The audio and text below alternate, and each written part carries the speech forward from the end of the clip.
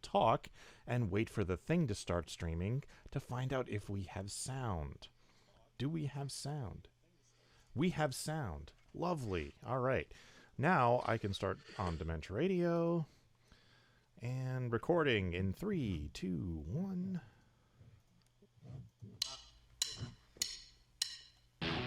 Recorded live on DementiaRadio.org, it's the Funny Music Podcast. Brought to you by FuMPCast.com, where you can download new free comedy songs twice a week. Now, here's your hosts, Devo Spice and the great Luke Ski. Hey, Devo Spice! Hey, Luke Ski! We have Kyle A. Carosa, a.k.a. TV's Kyle. My hair's long. We have of Ukla the Mock, the one and only Ron Bellavia. Yes, my hair's actually longer. And we might have another guest later. So we might have another guest later. Yeah, Kyle, I was thinking your hair looks kind of long. I mean, it's all shadowy and stuff, but Yeah, I don't know. I can't get good lighting in here. But Lindsay's having a work, not a meeting, but like kind of a work party in the other room. Okay. And so I have to do it in here. So hi. But yeah, I have not had the haircut since since COVID began. And so it's super long. Going on a year. Really, brother. Yeah. but Lindsay seems really into it, so I'm probably gonna leave it that way for a while. Nice. All right. So, welcome to episode 560 of the Funny Music Podcast for March 11th, 2021. That's not a Marmeduke. Yeah, I don't know. Marmeduke, damn it. All right, let's do the thing. Let's get caught up with what Devo and Luke have been up to since last week. Or else Devo, if Luke failed and didn't show up. Hey, what? no, he's right. So, Luke, what you been up to? As if I didn't know. Well, one of the things I've been up to is I was doing a freelance storyboard that due to all the other things going on in my life that kept me busy, I basically was behind on for. I was supposed to turn it in on the 3rd, and I didn't actually turn it in until like last night. So I really appreciate the folks that hired me for being so patient with me, and they were really happy with the thing I turned in. Kyle saw it; he said it was good. Yeah, and in fact, I've done one of these, and like Luke, was yours a kind of technically a revision like mine was? Yeah, it was. They had like really rough drawings of all the characters. So basically, it was like going through and cleaning up these drawings and make them look like finished drawings. So yeah, and then I was allowed to. I was allowed to like add in new gags that would fit in within the constraints of the 60-second cartoon. So because yours was way more involved than mine. Yeah, the one gag. There was 2 main gags that I added. One was there's a scene in a plane where they cut like the pilot's cockpit and they cut to like the instrument panel, and I put a bunch of gags and references. Luke, yeah? Non-disclosure agreement. Oh, okay. Well, all right. Yeah, I guess the point is that I put a couple extra jokes in places and they were good. Yeah. So anyway, So that was kind of weighing on me all week that I needed to get that done. But I also, time was of the essence. I had a lot of other things to get done. I spent at least 2 or 3 nights this week staying up until at least 2 a.m, writing emails to make sure everybody involved with MarsCon knew the details of where to go and how to tune in, and updates on things, that have, like, even since that email I sent to all of the performers, new things have changed. Well, it's not a big change, but it's like when we originally were going to set this all up, I was assuming it was going to be the MarsCon like kind of framing thing they have on the outside with the action happening here, where when it's a concert, it's going to be just filling up the screen. But then when it's 6 people or whatever hanging out and talking, it was going to be just the picture of the 6 people. And then they're like, oh no, we've made these overlays, so each one will have their own box with their own name, and we have it for 6 people and 5 people and 4 people. And it's like, oh, okay, that's cool. We'll be doing that instead then. And now today, I found out like, oh, due to various reasons, it's just easier for them to keep it on like the bigger screen. It's like, okay, so we're back to doing the thing that I thought we were doing in the first place. Okay, fine. So, but we tested that. We tested the me sharing images from Bermuda's book, and he sent me those. So, and Kyle came over, and El Nage was here, and we did a sound check earlier, and things seem to be fairly well in hand. So yeah, we're pretty good to go. There's still a few things I need to do tomorrow. I'm gonna send off like one last email update blast during the morning, and also do the whole kind of remind everybody about the whole Ask Bermuda situation, because we've only gotten 4 questions so far for Ask Bermuda.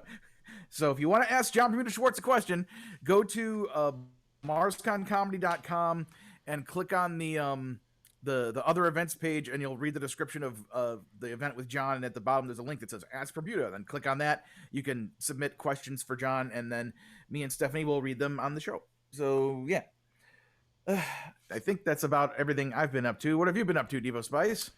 I've been, prepping for MarsCon as much as I possibly can. I think I finally figured out like all the tech that I need to do in order to stream from OBS to Zoom with my video and not have a significant amount of lag. There's still a little bit of lag between my vocals and the backing track, but it's not bad. It's listenable at least, because previously when I was trying it, it was off by like a quarter of a second, and it was just, just terrible. But I think I figured that out.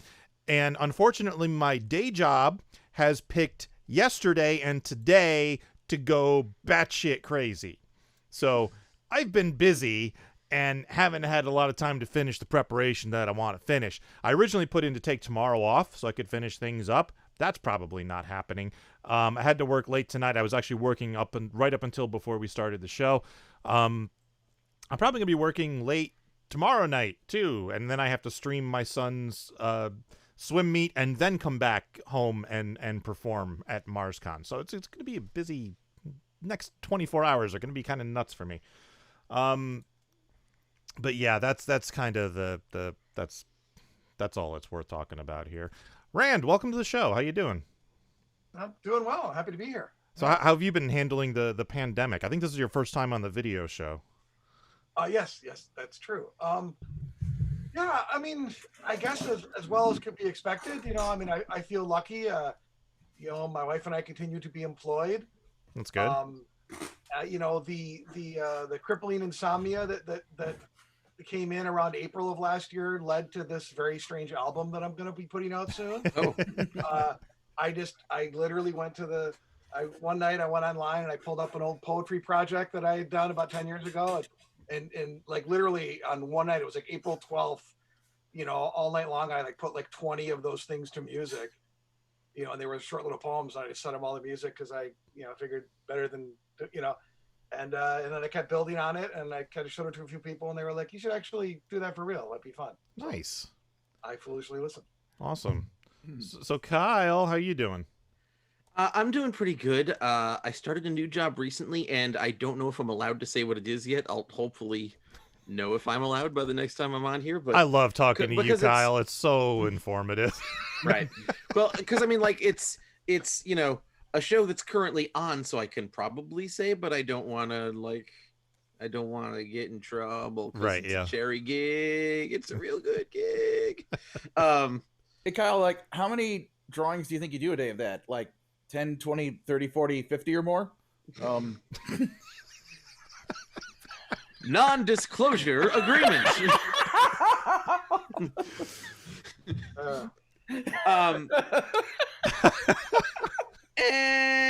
Anyway, so I've been working on that show, and it's a really good show to be on. But I still want to make my own show again, so I got started on a new pitch recently. I've posted a few pictures of the lead character. I had been calling him Roberto Fossolini because like he is I had like a previous pitch with this character where his name was Rob Slice and he was a pizza delivery guy, but I'm kind of moving him over to this different idea. Someone pointed out how much that sounds like Benito Mussolini, so I'm changing his name to Frankie Fossolini. I was thinking Bob Fosse. I was thinking is he like nice. Is he like a Stone Age choreographer? I didn't know.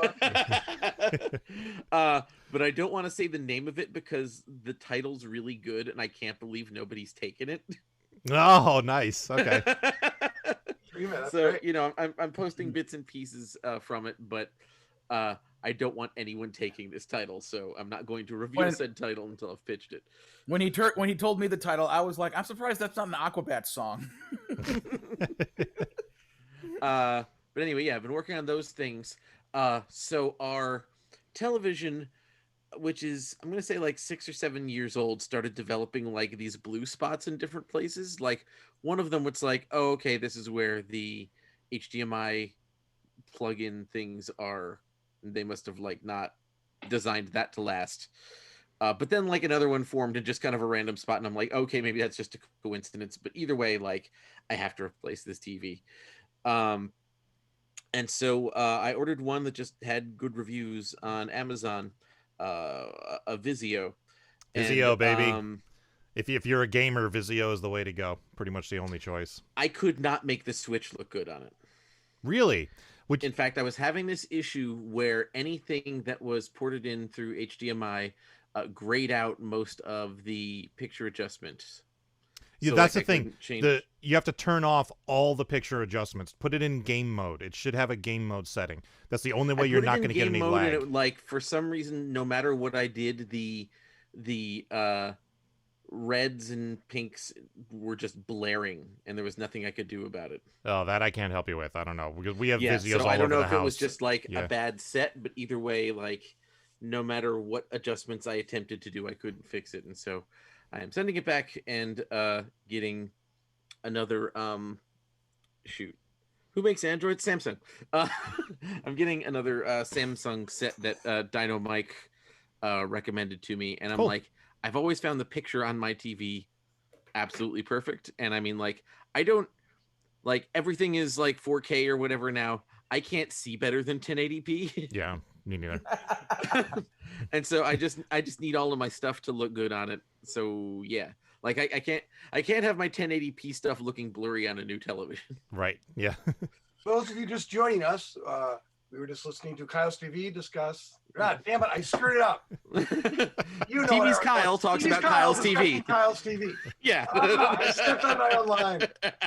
I know that's one of Rand's favorite types of jokes. Are those Yeah, like when Jerry Garcia died? The headline was "Head dead, head head dead, head dead." well, that's like for years.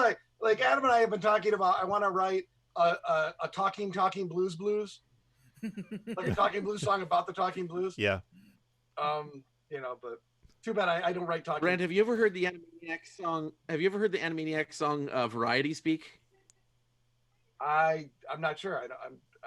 I may have, but it's not coming to mind. So no. Yeah, it is one where they like talk about like the shorthand they use in Variety headlines.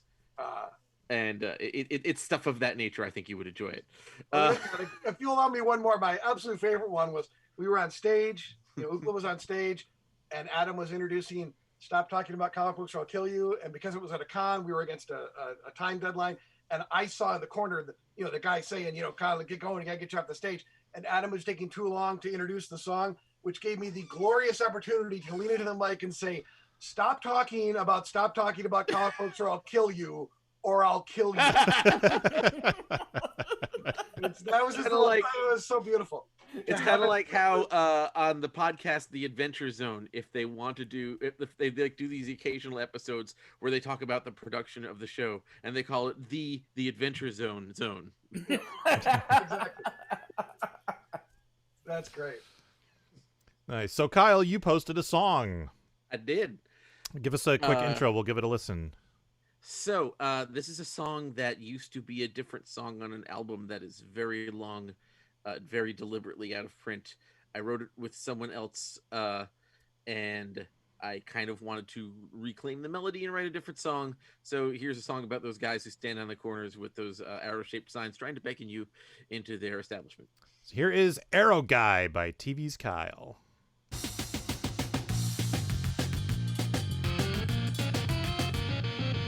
Who's that guy having so much fun? Just off of the 101. Dancing with his cardboard sign. It is me, your arrow guy.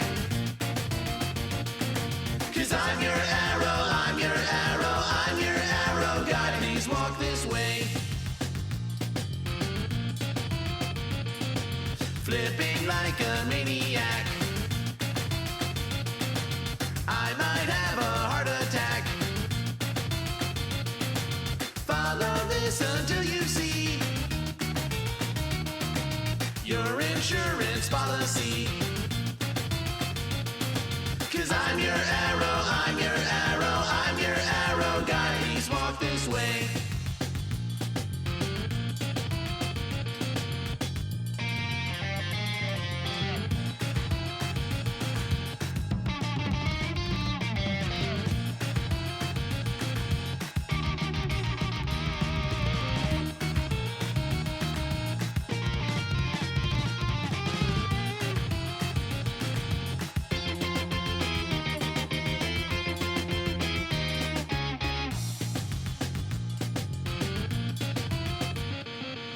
All my moves are TikTok gold. I won't rest until you're sold. Studied dance for 10 long years for this coveted career. 'Cause I'm your arrow, I'm your arrow, I'm your arrow guy. Please walk this way. What did you say? Yes, I'm okay. 'Cause I'm your arrow, I'm your arrow, I'm your arrow guy. Please walk this way.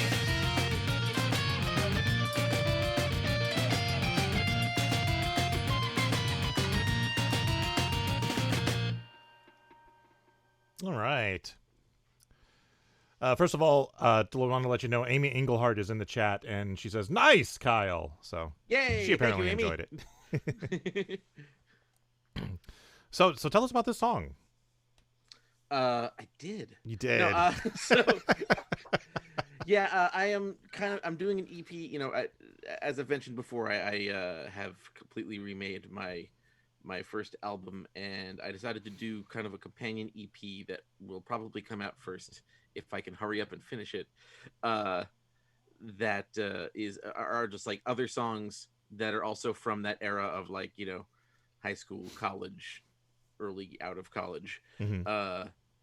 That are, you know, never made it to albums that I still have current, or, you know, just like never took further for whatever reason. And so this is one where, like, this never got past the karaoke machine days. Mm-hmm.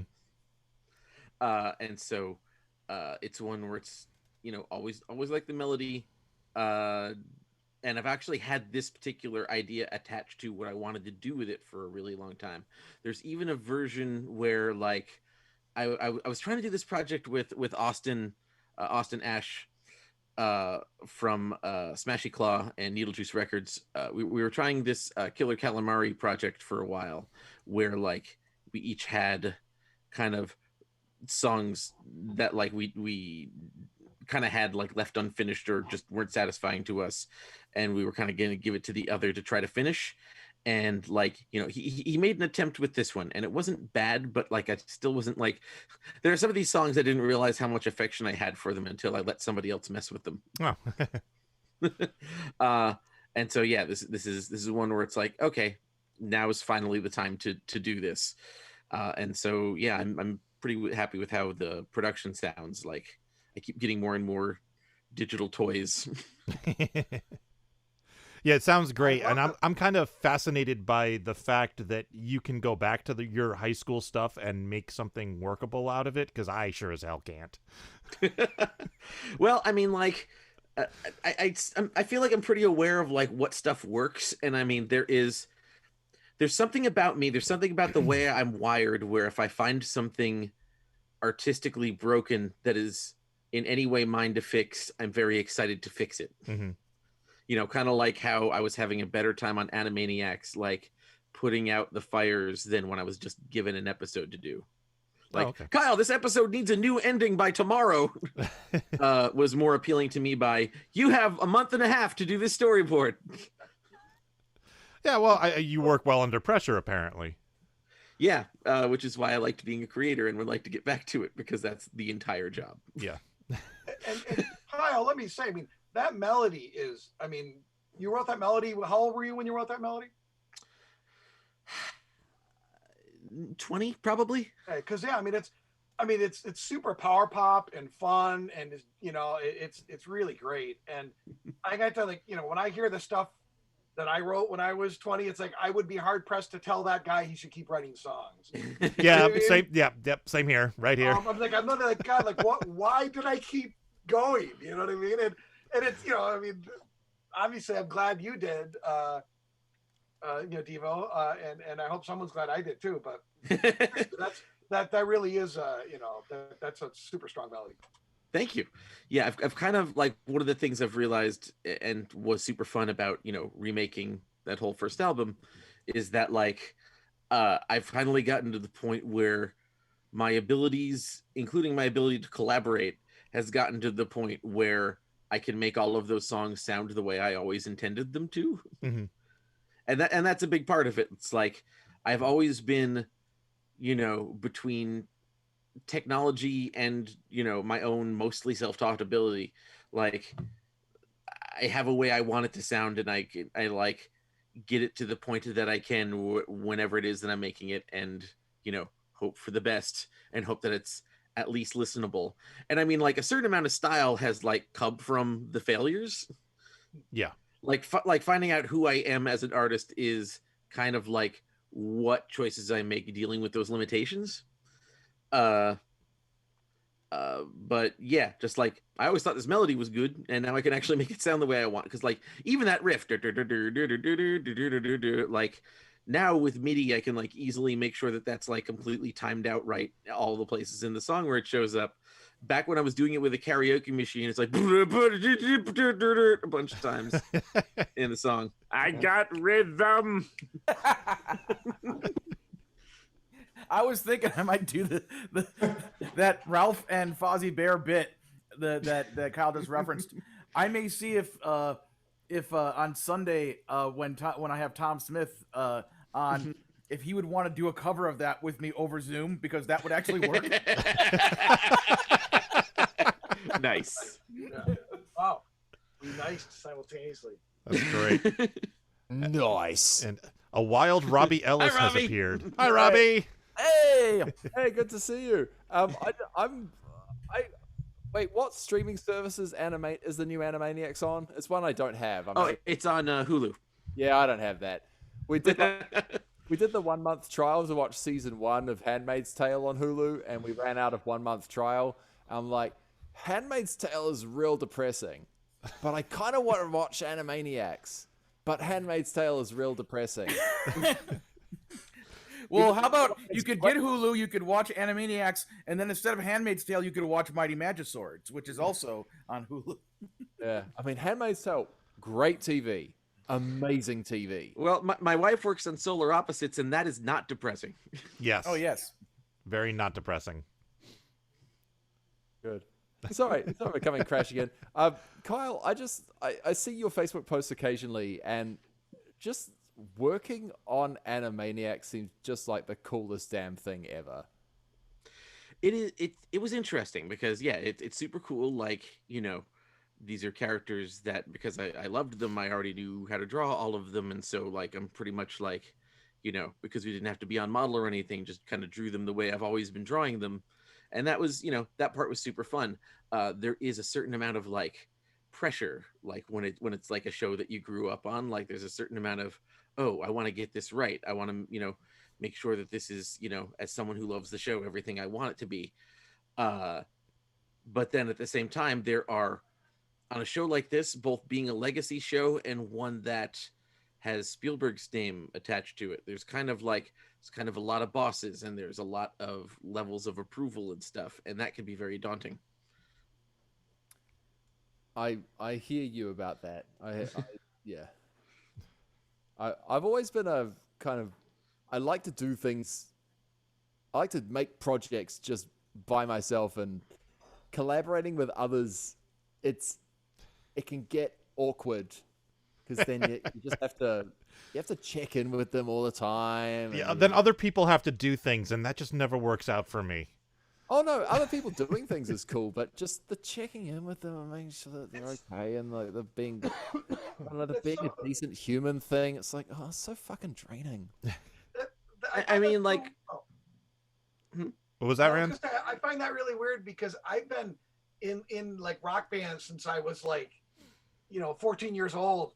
And so for me, it's like the opposite. Like I'm just so used to collaborating and kind of, working with people that I trust and that I like working with because of what they bring to the project, that it's weird for me to think about, like doing it on my own feels weird. You know what I mean? I like, collaboration because that's kind of what I grew up in. So it's interesting to hear, the other side. So I'll distinguish live shows. I love collaborating. Yeah, I love working with people who I've worked with before, who I know are great, who I know that we'll just do really well together. But making a thing, like making a record of something, making a permanent existing project, that's just, I kind of need to be in charge of all aspects, otherwise I don't feel right. Or I either need to be in charge of all aspects, or I just need to be, I will come in and do this tiny bit for half an hour and then leave. And there's no in between in which I feel comfortable. Yeah, I mean, like I feel like more comfortable doing projects where I'm like, when it comes to collaborations, either like I am the person in charge, and so like the person who's collaborating with me knows that I am, they are doing something kind of in service to what my idea is, and So you get final degree, say. right? And so like whatever degree of creative freedom they have is, kind of what I'm dictating to them. It is a little tougher to have like a 50-50 collaboration. And like, I enjoy doing Scooter Picnic with Ian, but part of the problem is he's not here with me. Mhm. But because like I'm kind of pretty much in control of it musically, and it's really more of a lyrical collaboration with he and I, and it's kind of presented, my work with him is kind of presented more as an improv exercise where like one of us is giving the other a prompt and like building on top of it, or like, one of us will often deliberately go in a way that's like not what the other was expecting, like very much on purpose, and that is like so fully in the spirit of this particular project that it's not annoying when that happens. Nice. If it was a project of mine, I might be more annoyed if that happened. Yeah, I've had project songs in particular just completely fall apart and never happen because of creative differences, to the point where it was like I asked somebody to appear on a song as a vocalist and he sent me lyrics, and I was like, I didn't ask you for lyrics. I've written the song. I just need you to sing your part. And he sent back with revision, and I went through it, and I'm like, okay, he's got a couple good ideas here, and I worked in some of his good ideas into mine and sent them back, and I said, okay, let's go with this. And he and instead of recording his voice and sending it back, he sent me another rewrite. And this happened 4 times, and eventually I pulled the plug on it because his final version was terrible, and I'm like, this isn't my song anymore. I don't want to do this anymore. And the other side of that is Cirque du So What, which is the first time I've ever worked with other people and everything gelled perfectly. Like, and I think it's because 1, we're very good friends. 2, we respect each other as comedians and creative individuals. And 3, our styles of comedy are somewhat different. Like, you can kind of go through a Cirque du So What sketch and kind of pick out who wrote what just by listening to it. And, and it all just kind of, melded together and became this beast that was greater than the sum of its parts. And that project went so smoothly and beautifully. It was amazing. And yeah, I remember, I forgot who said it. It was either Kim Christ or possibly Sarah, basically commented on the fact that it's like, like the 4 of us we're down there, we're working, we're recording, we're asking each other questions, figuring out what to do, and like none of us were arguing with each other about anything. It was just, we were just all like, how do we do this? All right, and we were just going. So like, and we had this like unwritten rule that whoever came up with the sketch idea kind of had final say as to what jokes were and were not included. But it was always there was always a give and take. There was a lot of improv. There was a lot of just fooling around, having fun. And you know, I'd love to do that again. I want to do more. The one time I can remember there being a little bit of weird friction, and I chose not to. I chose to basically relent because I didn't want. It wasn't important enough in the grand scheme of things. But I wrote that sketch that ended up on our third album. That was basically us taking. It was like we had that whole the tall guy stuff that Chris Mazzalesta came up with, and then it was supposed to be like, you know, because everyone who in our bubble who heard it and loved it and became such a meme with us, it was like, oh, it's gonna be Tile Guy the movie with all these celebrities. So it's like, you know, the auditions, like filming other celebrities, you know, people doing celebrity impressions, Yeah. you know, recreating all the Tile Guy sketches. So there's a whole bunch of celebrities that I was impersonating a lot around those years. And, you know, as a part of like Tony's show, the Looney Bin and stuff. So I wrote all of those celebrity impressions that I do for me to perform in that sketch. And I even went to the other guys and I'm like, okay, what celebrities do you do? It's like, oh, Chris does Carol Channing and, you know, and so I wrote it all that way. So we get in there and it gets to the part where it's like Ozzy Osbourne and Chris just gets on the mic and he starts going like, yeah, wrote and I'm like, no, Chris, I wrote Ozzy. I do Ozzy. I wrote this part for myself. And Chris is just like, well, is it about who wrote it or is it about who does the best Ozzy Osbourne impression? And he's doing like an impression of Ozzy from like, you know, like 20 years previous when Ozzy, you know, still had a brain cell and could like speak normally.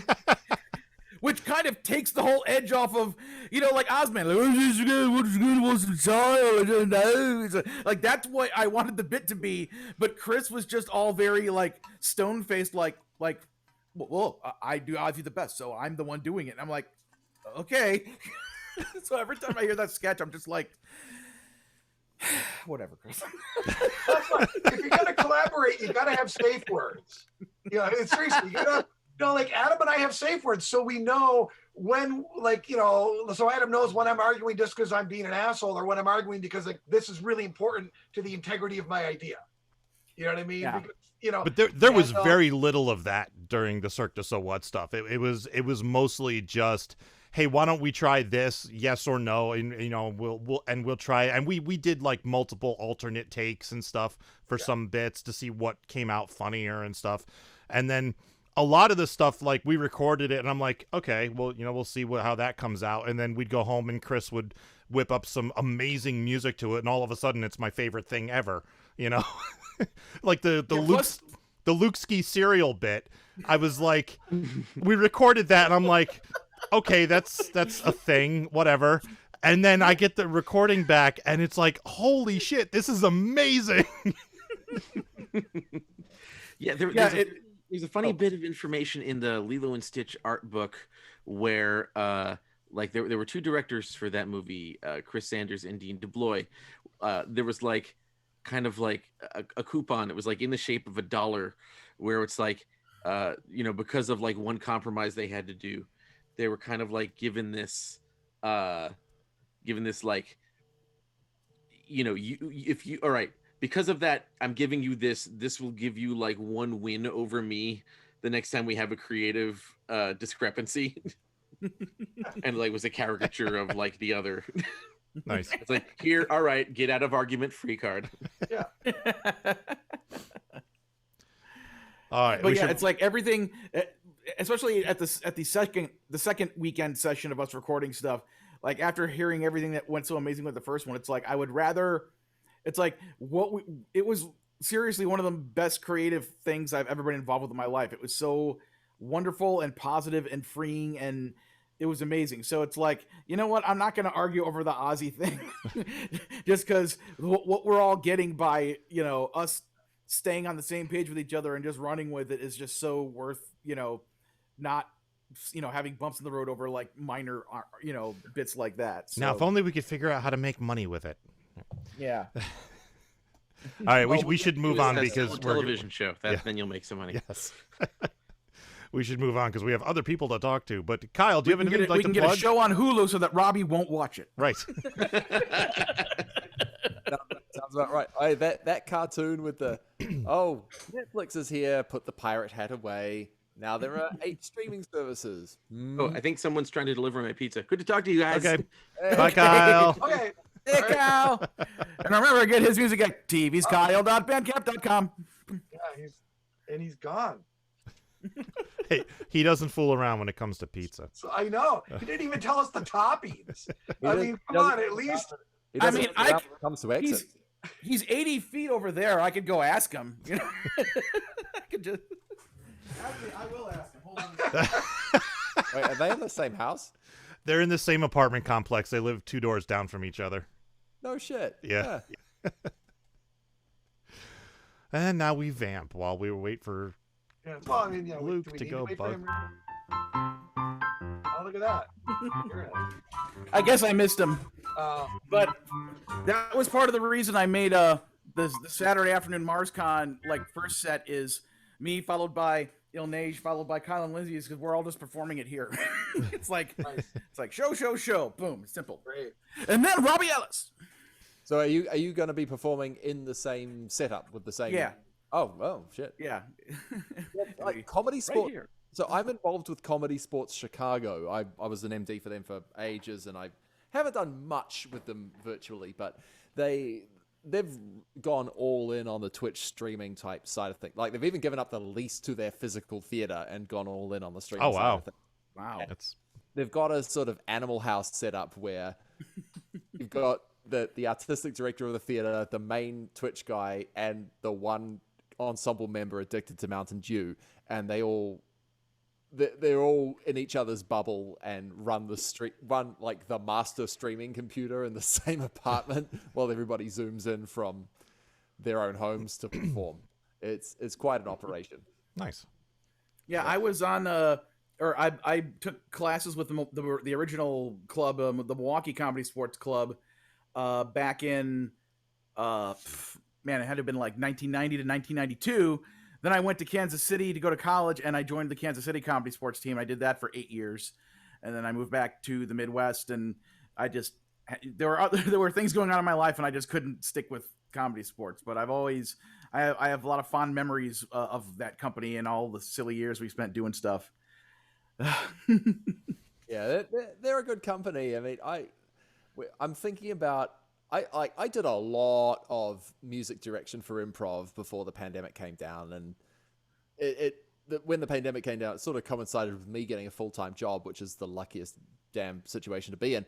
But I'm assessing, when this comes back, what live in-person improv do I want to play for? And Comedy Sport is on that list. And there are other theaters and other shows that are not, but Comedy Sports is, because the community there is really good. And I enjoy the craft of music direction for short form improv. Long form improv can be fun, developing themes and leitmotifs, but you really need to be working with the right company that also has that long range improv mind, as opposed to let's just go out and do a thing, and if it calls back, it calls back. Yeah. I just realized, speaking of Cirque du Soleil and improv, I should send you a link to a sketch I wrote called Let's Do Improv, where we have a series of sketches on this album where the sketch is the four of us sitting around trying to figure out what we want to do next on our sketch comedy album. Oh, God. And so I wrote a sketch based on the fact that of the four guys, I'm the only one that ever had any improv training. So I'm trying to do improv with them, and they are basically... We're just not getting it. We're they're just not getting it at all. Yeah, it's like they're each not getting it in a specific way that many improvers will understand and empathize with. So, Yeah, that's a fun one. It's All its right. own weird. Let's do some promo in the news. news. The world's longest running comedy music concert series is coming from inside your house. Wow, that went to a dark place.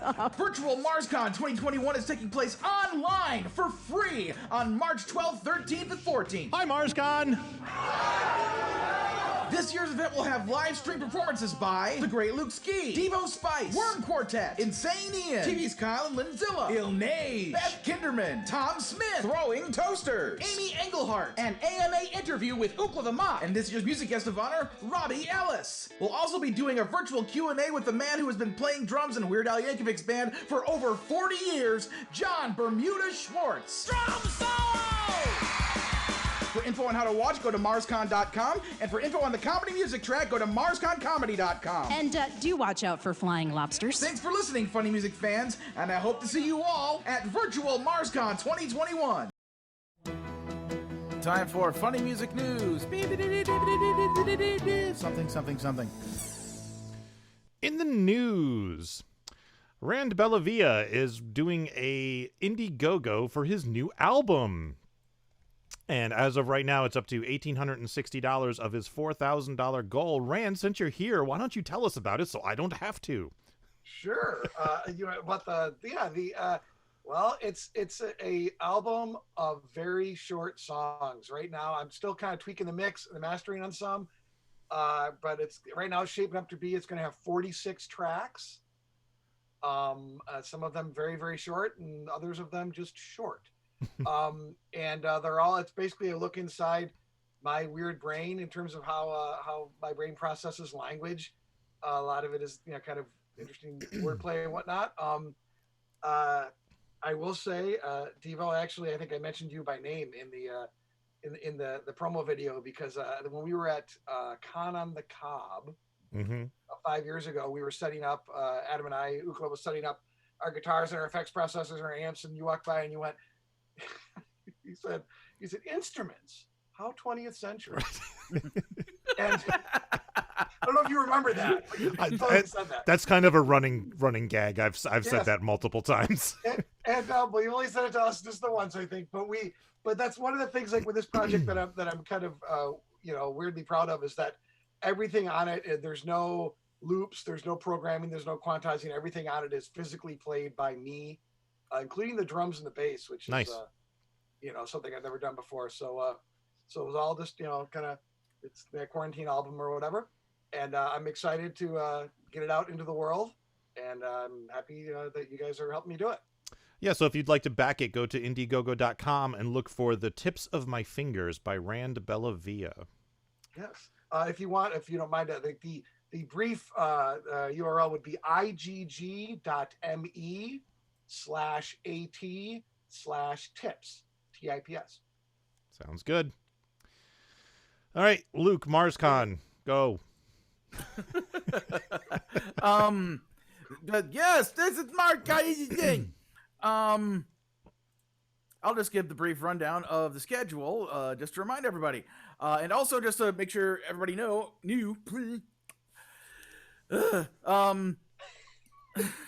the each day's concerts is going to have its own separate YouTube feed. So if you go to MarsConComedy.com and click on schedule, first of all, I should mention one of the first things you'll see is that there is a thing you can click on. The main schedule that you see listed there is in the Central Time Zone, but if you click on the thing that says click here, you'll get a PDF I made showing all 4 of the U.S. time zones for those of us who are U.S. bound to figure out when everything's happening. So, but yeah, at the top of each day on the schedule there, it says watch live, and there's a YouTube link. So there's 3 different YouTube links, one for Friday, one for Saturday, one for Sunday. I also set up a Facebook event page for each of those. So if you're intending on watching, you can go to Facebook to the MarsCon Comedy Music Track Facebook page and find those there, and you can click on the thingy to let us know that you're going and have discussions and all that kind of stuff.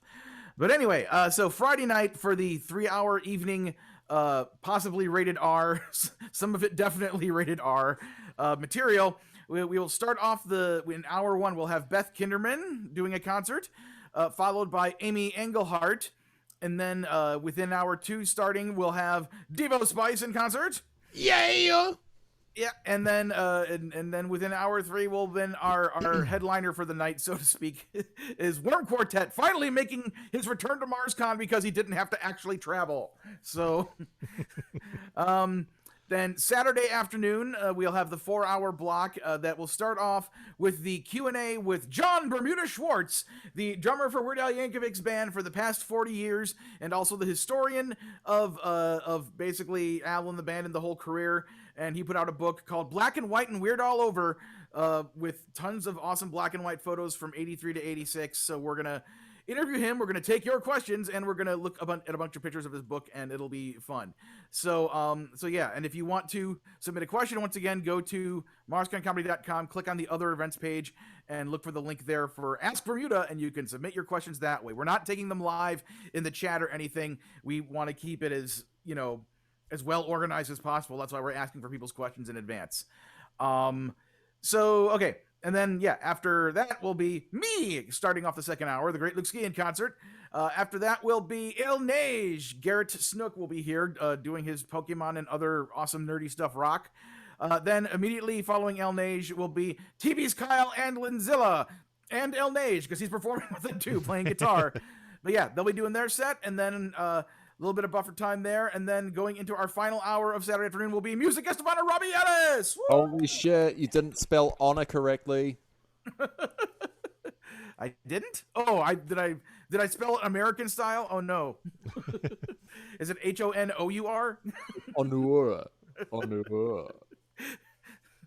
Yeah, we got that music guest of honor there. Yeah, going down to Wrigleyville, get some brats. But that's right. I mean, I didn't do the song Malort in my FuMPFest because there are international guests, and by international I mean from like St. Louis. All the way down under the border there. Okay. So then Sunday we have our 3-hour set, which starts with Insane Ian. Yeah. And then after that, we will have a half-hour Ask Me Anything interview with Google the Mock. And for that interview, we will be pulling the questions from the chat because Ask Me Anything interviews are crazy and they happen live in real time and bleh! So, Rand, what do you say about that? I say that's great. I say the way Adam and I talk, we'll probably take 2, maybe 3 questions. and they'll both be about caricatures. So, I can relax. You know what I mean? It's a new podcast called Luke and Adam Talk About Their Sketch.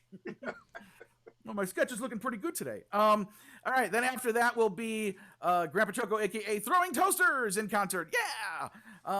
After Grant will be I'm tripping over my own words here.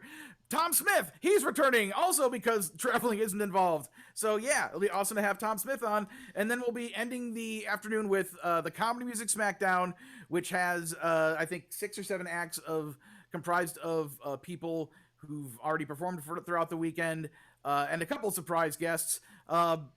And they'll either be doing cover songs, or some of them have other nifty surprises in store, and we'll just find out what all that is when it happens. One more thing I want to mention is something I took off of the MarsCon comedy website because of the reasons I'm about to explain. So Beth Kinderman is doing the Space Oddity Music Circle on Saturday night as kind of a room party for all of us, but she didn't want to make it something that like anyone from the general public could just find and get into. She wanted to make it a private Zoom thing because she's hosting it on her own Zoom server. So basically there's the Zoom link and then also like a password and stuff. So basically if you haven't already gotten that information either from her or from the private Facebook event she made or whatever, if you're one of the people who wanted to go to that party and you need that information, just reach out to Beth Kinderman or reach out to myself and we will give you that information so that all of y'all can be there. She just didn't want it to be, I forgot the term she used. It's scrapers. Is that an internet term for some type of person that does a bad thing? Is that just a misspelling of strangers? I guess. Possibly.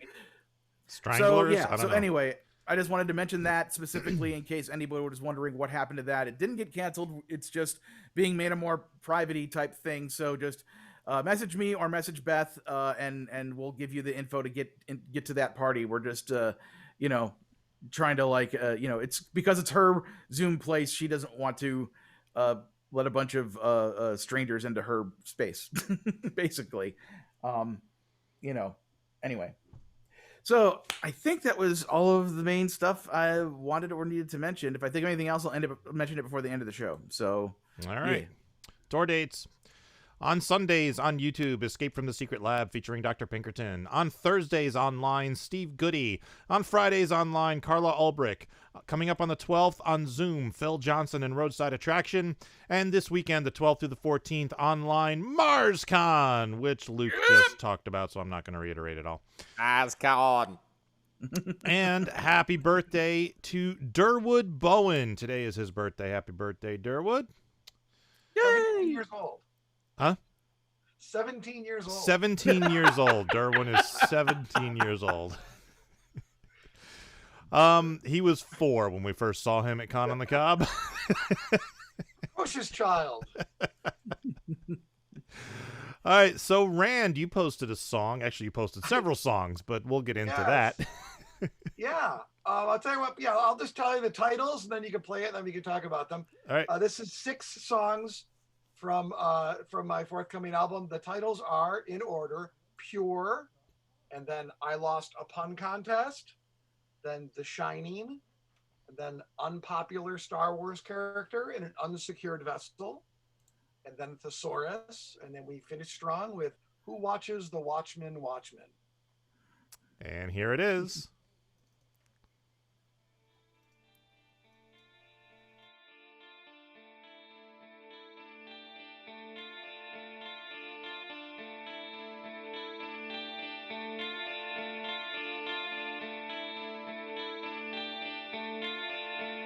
Ducks are always trying to eat my dog, 'cause he's purebred.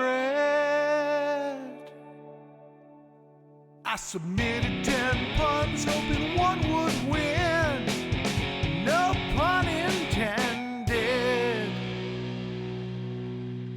Due to an oversight, I failed to oversee. Due to an oversight, I failed to oversee the overlook. It was an oversight. I failed to oversee the overlook. It was overlooked.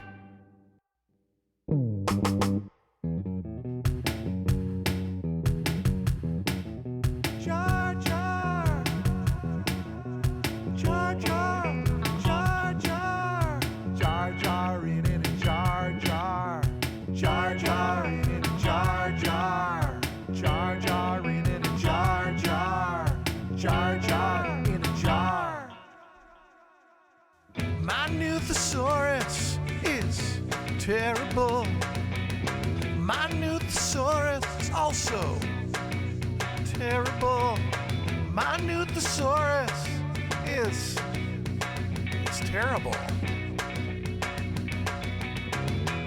My new thesaurus, it's not good.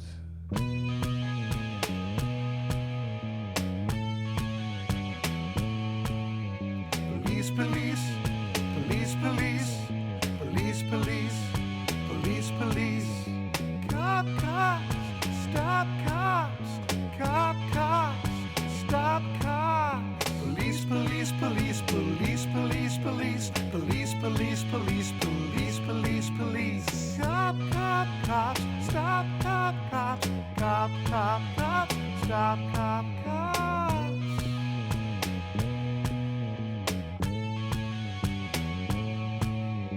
Police, police, police, police, police, police, police, police, police, police, police, police. Police, police, police, police, police, police, police, police. Very nice.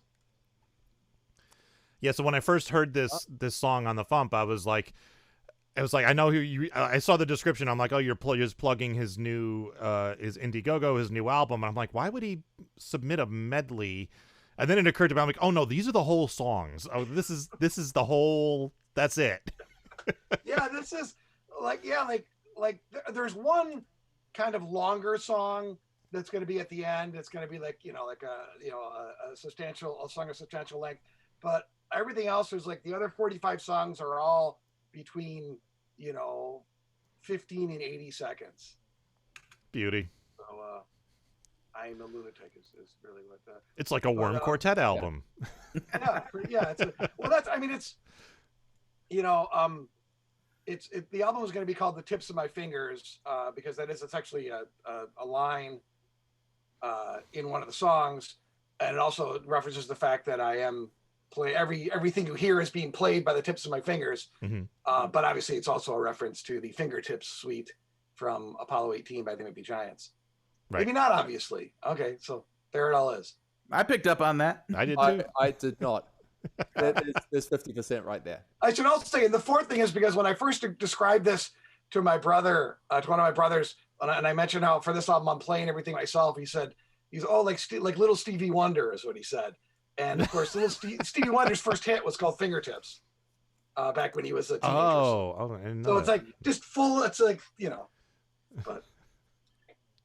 Little Stevie I really Wonder. like the concept, and there's some funny stuff in there. How many tracks on the album in total again? Right now, it's looking like there's going to be 46. 46. So I mean that could vary plus or minus a few. I'm guessing. Yeah. We'll see how how it all shakes out. Like certain it is when you're kind of mixing and mastering it. Like sometimes the mix can make you like a song more, and sometimes the mix can make you want to hurl yourself off a cliff. You know what I mean? And so, one thing that I did when I made my album, which was 15 tracks, by the way, but I hadn't set an order. So I gave like a few people, my fiance, a couple of collaborators who knew my songs, the guy who mixed the album. I gave them little slips of paper, and each slip of paper had the name of the song and was roughly cut to the length of the song as well. And just asked them to play with it on a table and mix and match and put it in order. And the only thing was, I know I'm going to start with this song and I'm going to finish with this song, but how would you put it in together? And one of my songs on Pumpkins has a section which is it's called out as the intermission. And so the guy who engineered the album said, "What's that song with the intermission thing on it? That has to go literally in the middle of all 15. I don't care what else happens, but that has to go track number 8 of 15." Well, that's right now 15. Yeah, and I will say that this is kind of a unique mix, meaning that these songs will not appear in this order on the album. But right now, I'm kind of thinking of the album kind of presenting it like a book, in that the songs will be in chapters, so that there'll be 5 or 6 songs kind of mixed together, and then a bit of a break, and then that. And I'm even thinking about having appendices, having maybe some songs that I think that aren't quite there's the album, and then there's the appendices to the album, because the longer track I mentioned is called Index. And what it is it's a little snippet of all of the songs, of a piece of all of the songs mixed together into one long track, but they're presented in alphabetical order. Can you also have a track called Bibliography? It's funny. I could at this point. I don't know if I want to open it up again. That might, but I did for a while. There is a track that I called Abstract that is not going to be on the album, but it does exist. That's your track 1. So yeah, well, no, that's what I'm saying. So yeah, I kind of was thinking this way a bit, because obviously it's obviously they're about language, and I don't know, something I learned about myself fairly recently is that not everyone has a typewriter in their brain. When I think or when I hear other people talk, I'm typing the words. Yeah. I'm very much the same when I'm speaking. And so a lot of times puns occur to me because someone will say, well, no pun intended, but my brain will type no pun intended. I'll see it. And so that's, and again, I just assume that all humans did that, and they don't. So, turns out I'm even weirder than I thought. Turns out not so much. Yeah. Yeah, exactly. Until pretty recently in human history, a minority of people were literate. Right. Yeah. So I imagine Luke, has very vivid, his brain, his brain camera probably produces very vivid images. Some of my favorite songs I like to listen to over and over again because I have like there's certain ones that literally since high school I have been essentially imagining what this would be as if it was like an animated music video that I was making or something like that. And some of them I'd still love to try to do now that I have the knowledge and the technology. Yeah. So yeah. Adam actually is writing the video in his head. He's directing the video while we're writing the song, and we don't make videos. You know what I mean? Like but he's got a video, and so. But for me, it's like, yeah, like if you tell me to imagine a table with a ball on it, it's like I'm thinking of like a platonic. It's like it's a stick drawing. I can't even tell you what kind of ball it is. You know what I mean? It's just a round thing. Like I think in abstractions. And obviously, words are the ultimate abstraction. I'm really good at coming up with ideas for videos for other people's songs. And when I get, I'm like, oh, that would be that. We could do that. We could do that. We could do that. And then I get to my own videos, and I'm like, I don't know what the hell I want to do. How does this work? What am I gonna do? So, I think through great video schematics, and I do not have the technique or the knowledge or the gear, but mostly the technique to execute. Or actually, no, mostly the will and the give a fuckness to execute them. This is talking about the technical aspect of the music. I'm going to admit something. This is the first time I'm admitting this. I said I played all the bass on this album. I don't own a bass. I do. It's right there. Like what I did was I was thinking about I'm going to have to get a bass to record this. And of course, I'm in my house. I was trapped in my house, and so I was going to get a bass. And then I heard the Beatles song Michelle, which obviously I've heard a million times, but I had to hear it again. And I realized that the solo in that is a guitar solo, but it sounds like a bass solo. Because George just turned the tone all the way down. And so what I did is I took my electric guitar and I detuned it, turned the tone all the way down, found the right the right pickup setting, and what you're hearing there is me just playing on the guitar. Nice. Hey, whatever works. It sounds pretty much like a bass. I mean, Did you do that for? Wrong, Robbie. Please. Did you do that for multiple I'm songs? saying that. I used to play a lot of bass actually through high school, university years. There was a time when I'm primarily a pianist, and I feel like I always have been. But there was a time when I was just playing bass in everything from metal bands to chamber orchestras. The bands always need a bass player, man. If you can play bass, you will be employed. You know what I mean? I found that out. It was like age 16 that all sorts of like groups that I was in at school and outside of school just flipped from, oh, you can play bass and you kind of enjoy playing bass. Cool, let's do that. So I treasure my time. I now no longer own a bass guitar or a double bass. But yesterday I did just buy an electric guitar, and I haven't owned one of them for 14 years. But now I own one, and it's like, okay, I could have it around and I can demo stuff, even though I consider myself a pretty poor guitarist, and I just like mash my fingers in there because I used to play bass, and so it's like every time I pick up a guitar, it feels like a child's toy. But it's like, okay, now I have one and I can play it in and do basic stuff. So yeah. Very cool. Nice. Stimulus check, baby. I'm Stimulus check. Yeah. Yeah, that money's already spent. So.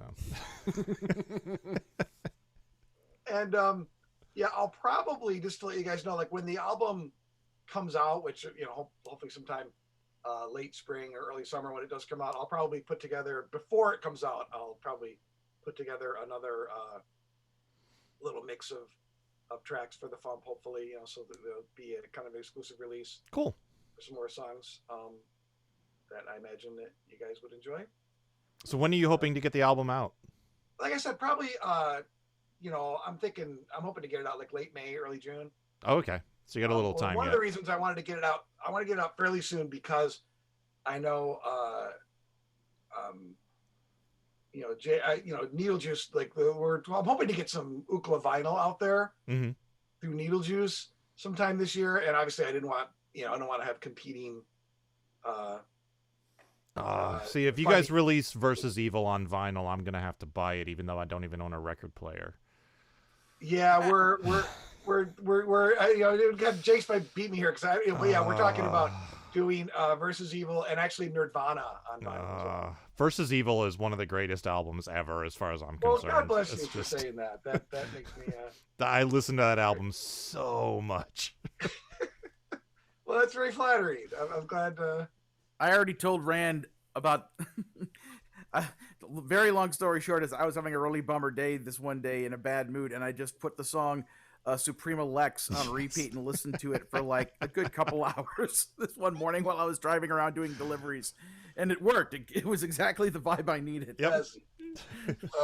I'm gonna kill you. Yep. Yeah.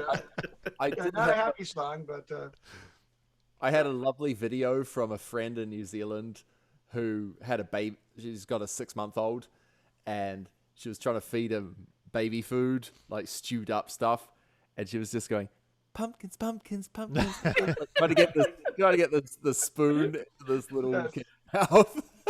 And of course, there was a mess, so there was pumpkins everywhere. that Nice. made my day. Thank you, Megan. yes. Always nice when people are using your music the right way. You know what I mean? Nice. All right. So, anything you'd like to plug, or anything else you want to talk about? Me or everyone? You. Yeah. Yes, we're talking to you. No, I'm excited. I'm excited for the AMA on Sunday, just because I'm excited for everyone to get to see Adam and I together, and get to see that Adam is doing pretty well. Just for those of you out there that aren't aware, Adam, about a year ago, Adam had a stroke, and he's made a pretty great recovery. Glad to hear it.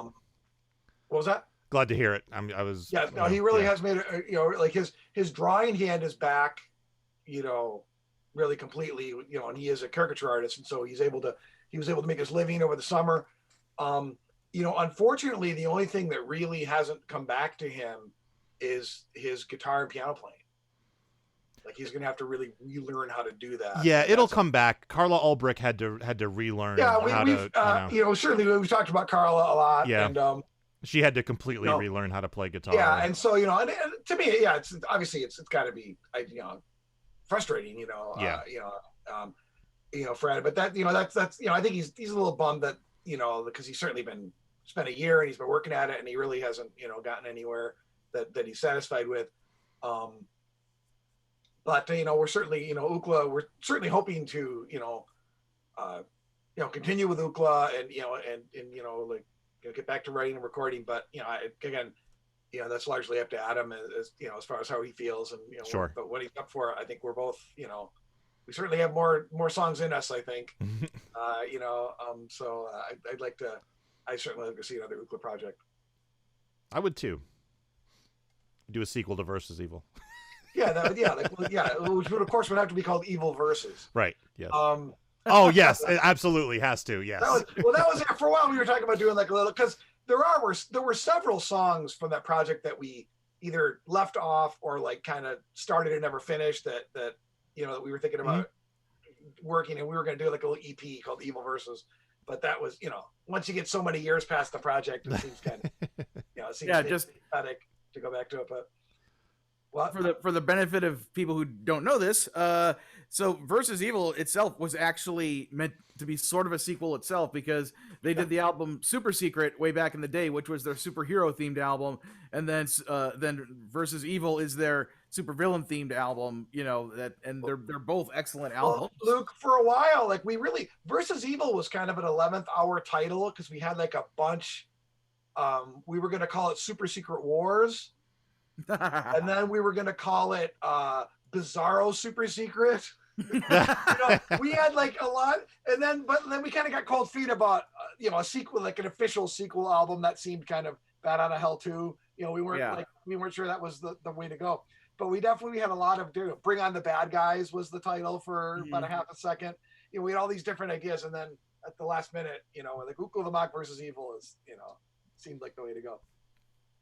And also, I love the fact that my favorite song on that album, because I like these type of goofy comedy songs, is the song "Kang the Conqueror," and it made me so happy when I found out that for Ant-Man and the Wasp, the third Ant-Man movie, that Kang the Conqueror is going to be in it, and I'm like, yes, this song will be relevant. It's funny because like that album almost didn't make the cut because like Adam thought it was just too jarring.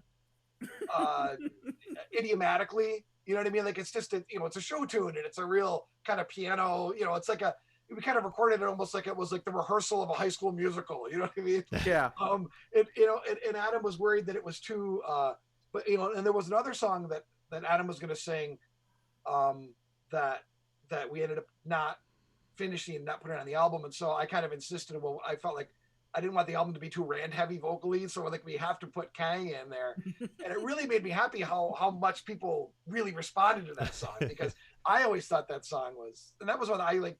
And talk about the idea of picturing a music video in your head. It's like the animated music video in my head for this song, especially during like the tap dancing breakdown where it's like there's 50 Kangs like all everybody's Kang. Yes, the Conqueror. It's like I mean if you talk next time you talk to Adam, like I'm sure he's already storyboarded it. Okay, I mean you know what I mean? Like he definitely that was like, and the tapping was definitely something he added. Like I showed up one day and he had like added this tap dancing shit, because there are not enough tap dancing. Okay, I have music directed so many student sketch shows in Chicago, and at any point I will tell you, when in doubt, put a dance break.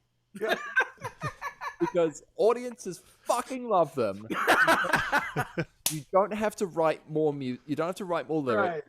Right. Your MD, your music director, will love it because they get to have a chance to, go a little buck wild on the piano and not have to accompany you. It's like, when in doubt, put a fucking dance break in. Oh, and if I could brag about Adam for a second here, the Wrecking Crew song in the middle of that, how Adam does that little voiceover thing. Yeah. I wrote that down on a piece of paper and handed it to Adam, and what you're hearing is his first take. I knew because I knew Adam was just born for that shit. You know what I mean? And so I was I just wrote this down, Adam, say this, and he just nailed it. And I just boom, done. We're moving on. You know what I mean? I was you're not going to do it better than that. So yeah, he just is. Oh man. There's a video of my studio engineer recoiling in horror because my voice was so loud. It's on the song Bike Lane on my album, which starts really nice and cheery and ukulele, and then goes into deepest metal. And I do the transition in the studio, and he didn't quite realize what I was going to do. He's just filming it. He's goes, ah! He's a fun awesome guy. Yeah. Michael Bell, he runs a recording studio and a children's theater company and kind of like a fringe open access theater in Chicago. He does all those three things. He doesn't sleep. He's insane. And he's a very decent musical comedian, but he mostly subordinates that to doing fun things occasionally and running 3 businesses in the arts and occasionally making a profit. He's a very impressive guy. Work with him if you ever want to make an album. Go to New Zealand, work in his studio if you have a bunch of money to hire a studio. Well, yeah, I mean, I will. He'll find you a string section. I mean, I contacted a violinist friend of mine who moved to work in the orchestra there, and she found my string section. But real good people, but a real expensive way to make an album. So I'm not going to make album number 2. Yeah, no, we most of our albums are done as cheaply as possible. We did one album really expensively, and I'm still really happy with it, but it's definitely our worst seller. You know what I mean? Yeah. So it doesn't. Is that OKLA? Yeah, OKLA. Yeah, that's the one. I mean, I don't know if you get that was mixed by a guy named Andy Green, who has gone on to win multiple Grammys. because like our producer was like, get this guy now because in 6 months you won't be able to afford him. And he was right. You know what I mean? But like, but that was when we were like, we're going to be rock stars, man. We're going to, you know what I mean? Let's do this for real. And it was like, no, you're not. You know what I mean? I get to work with a Grammy nominee like once or twice a month. Yeah. Recording, yeah, for my day job. So my day job is here. Yeah, let me see. Oh, cool. Yeah, Chicago's classical station, and on staff we have Mary Mazurek, who was nominated for a Grammy last year. Oh. Very cool. Yeah. So I go and we record teenage musicians with her and put them on the radio. So yeah. That's cool. Yeah, it's very cool. Excellent.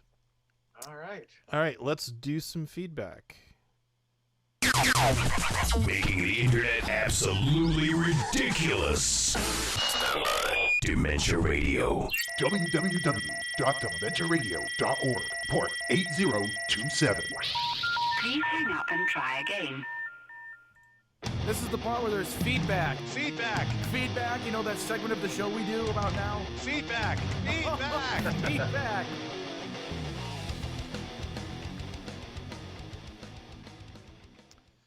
Feedback. Baramon wrote, hopefully you won't have heard this 15 times already, but good news. Fangoria seems to be up and running once again. I heard you mention on this week's podcast that Fangoria was no more, but as it turns out, it looks like it was bought by new owners late last year.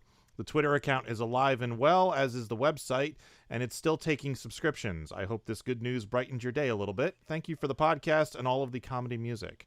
Yeah, thank you for letting me know. I hadn't heard. I was a big fan of Fangoria back in the day, so I'm definitely going to look into that. Danny D wrote, a description of Romeo and Juliet is like hormonal teenagers make increasingly bad decisions. Sounds about right. And Alvarant wrote, Devo, I like the Spotify playlists and try to listen to each one at least once. You said you were looking for suggestions. Last August, I sent you 2 playlists for Pirates and the Renaissance Fair. Most of the artists in the list don't usually do comedy music, so this would be a chance to try something new. Thanks for all your work on the Fump, and I look forward to seeing you this August for FuMPFest. I will go back and look. I remember you sending those in, and I need to find them now so that I can queue them up for future weeks. But yes, hopefully we will be seeing everyone at FuMPFest this fall. Or this late summer, I guess. All right. So, Robbie, you're here for reasons. What do you got to pitch? Come on, what do you got to plug? I've got to plug something that Luke plugged earlier, which is MarsCon 2021. I don't get to catch a train to Minneapolis, but I get to play it from my house. So this is going to be a sneak preview. It's going to look just like this. Well, pretty similar, yeah. I'm going to tidy up this whole section because it's got like 3 blankets that are just strewn. It's our couch. Yeah, I haven't done an hour-long set since 2019. At FuMPFest, right?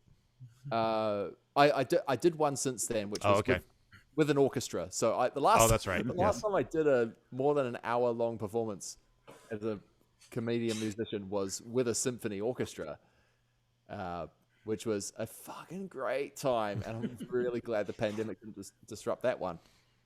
There are a bunch of songs in here that I'm like, I have programmed this song, and I don't know that I've performed this song in a very long time, so I should rehearse before I do that. And everybody's asking me questions, and I've been busy at work. I'm like, I promise I'm going to put all these details together for you, and I will.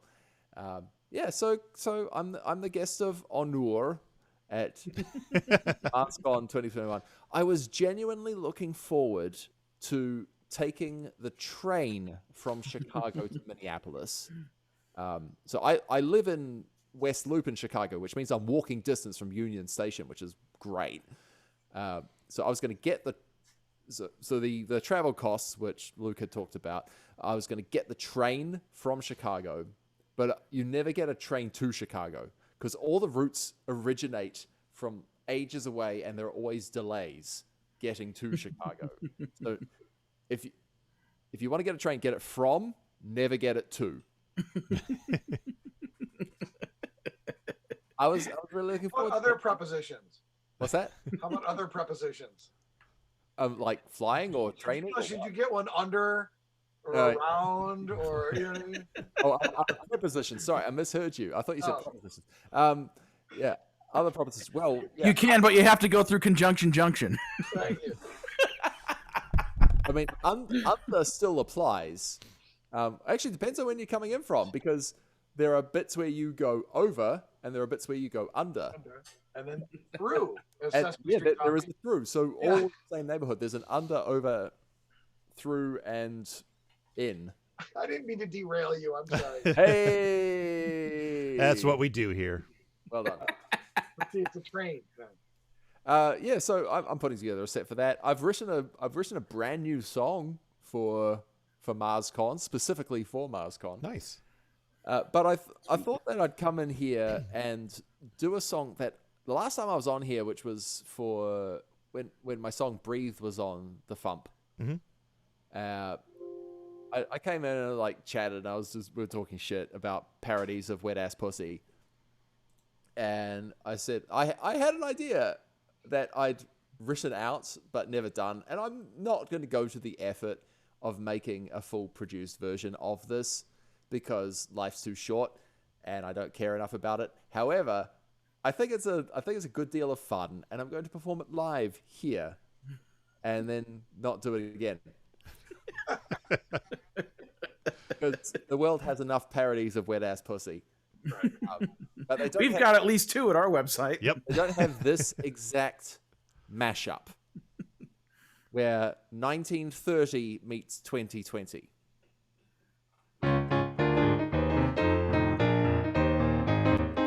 It's a certified freak. It purrs 7 days a week. Make that pull-out game so weak. It's Wet Ass Pussy.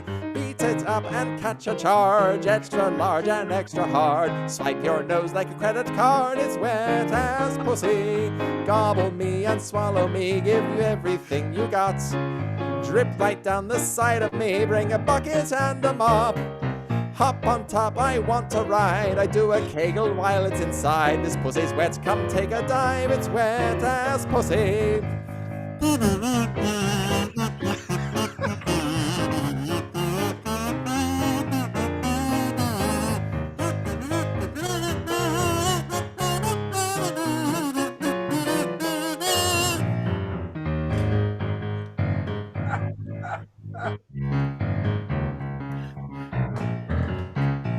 Oh, shit.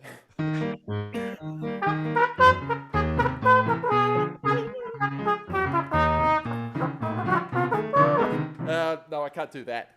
I don't cook and I don't clean. Out in public, make a scene. Make it cream and make me scream. It's Wet Ass Pussy. Pussy A1 just like his credit. He has a beard, I'm trying to wet it. When I'm so sweet, he's diabetic. Wet Ass Pussy. I don't want a garden snake, I need a Cobra extra large. Park your Big Mac truck inside this little garage. Get a bucket and a mop. I am talking wop wop wop. Like macaroni in a pot. It's my girl's Wet Ass Pussy. Yeah. Woo! Yes! Woo! And that's why he's the guest of honor, boy! That was amazing. The voice is just exquisite. Oh, is that right? Yes. Yeah. That's solid. Yes, I have a soft spot for an old coward, but not too soft. Hey. Oh, that was So fantastic. if this is the kind of thing you enjoy, be sure to tune in Saturday afternoon. To a set in which I'm not allowed to do that sort of language. Right. Yes. That's why he's here doing it now. Once and only. Oh, so great. Thank you for coming on yes. and doing that. That was Yeah, awesome. that was great. That was fantastic.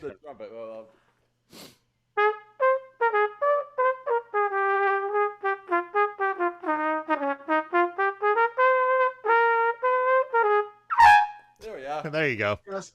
Yeah, that was the kind of Miles Davis thing where you're trying to play the keyboards and the trumpet at the same time. Yeah.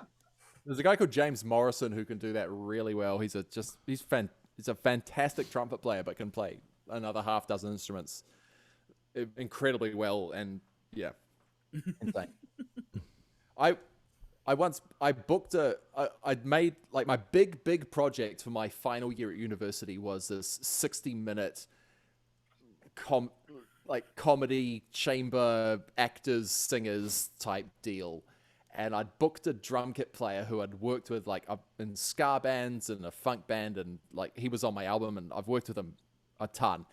And about a month out, he cancelled because James Morrison, that motherfucker who can play all those instruments, was like doing a New Zealand tour, and he needed to book a rhythm section suddenly. And this kid was like 19, and he'd been put up for it by this legendary jazz band director in New Zealand. And he's like, oh, I can't say no to this, even though I have to disappoint my friend who booked me 6 months ago for this thing. But to his credit, he found me a replacement. The replacement was really good, and I kept working with that guy. But yeah, anyway, James Morrison stole my drummer, so fuck you, James Morrison. Even though you're really good, I can play trumpet and piano at the same time properly. Nice. All right, let's do some teasing. Teasing. He's a teasing kind of guy. Now you have a job.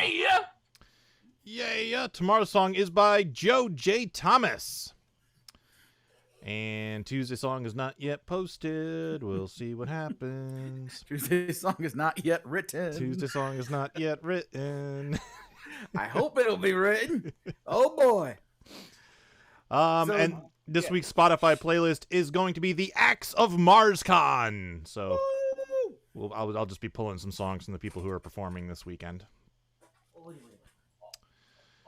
So hi, Qbert. That's not Qbert. Switch back to Luke.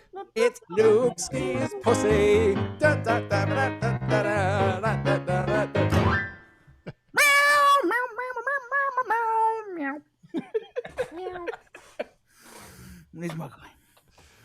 Sorry, right. Devo, did I interrupt you? Nope, we're good. We're good. We're just derailing the Please show. continue to plug MarsCon, Devo's MarsCon. Yeah, so MarsCon is at marscon.marscon or something. Smashyclaw.gov.org. MarsCon at mars.con. TV's Kyle is at tvskyle.bandcamp.com. Rand, do you have a website for your stuff, or just the Ookla, or what? Right, no, unfortunately, just ooklamach.com is Ukla the Mock is the only band performing at MarsCon that doesn't have a Bandcamp page. We're idiots. Yeah.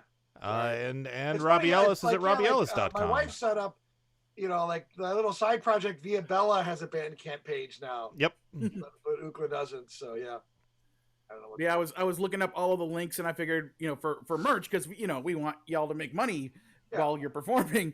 And I was like, and I'm like, I'll just put everyone's Bandcamp page and keep it simple. And then you guys didn't have one. I'm like, okay, I've just put your regular website. So I hope you can make money that way too. Well, we shall see. We're not really performing anyway, though. So I think it's, yeah. I don't know. We can have people will zoom in, and Adam will draw them while we're talking to you, right? And then you can sell those. I will. And then I will be keeping an eye on my Bandcamp app as I'm doing my set live, because I have a surprise for anybody who buys merch in the middle of my set. And by surprise, I mean I don't know what I'm going to do. So you'll be surprised. Yeah, that's a surprise. I will have a surprise. You will be surprised if somebody buys stuff during your set. Well, yeah, that too. I have too many T-shirts printed. Yeah, I just say, again, maybe I'm wrong, but I just feel like, my experience is that people will watch your set and they'll be like, wow, that guy's really good. And they'll go to Spotify or Apple Music and they'll add you to their, Yeah, that's the way of the world. Yeah. You can really earn that 0.00008 cents. Exactly. Yeah.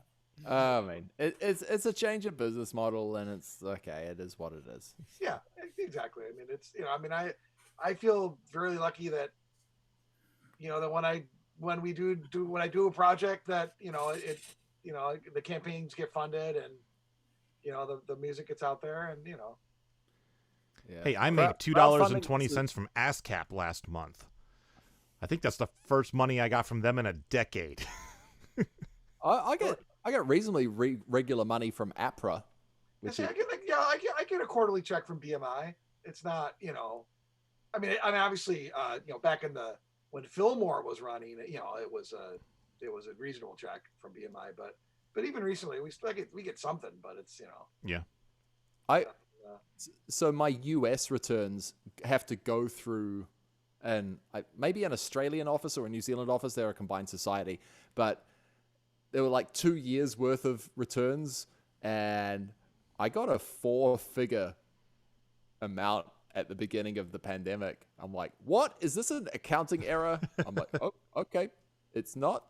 I will take it. Thank you. It's just all the US returns coming through in one massive lump. I've lived here for 5 years. So yeah. Nice. Cool. Yeah.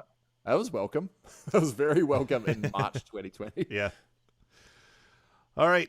Let's get out of here. All right. Thank you for listening to the Funny Music Podcast. I'm Devo Spice. I'm Luke Ski, and there's Rand. And there's Robbie Ellis.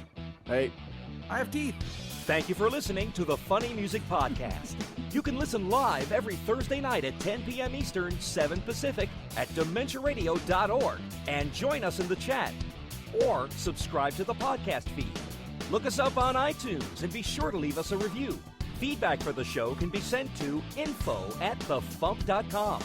The Funny Music Podcast is a production of Fidem Interactive, LLC, released under a Creative Commons share-alike license. Tell your friends. Tell your enemies. Shout it to random people on the street. And be sure to visit thefump.com for the latest funny songs. Tune in next week where you'll hear Luke Ski say, around, around, around, around, over and under and through.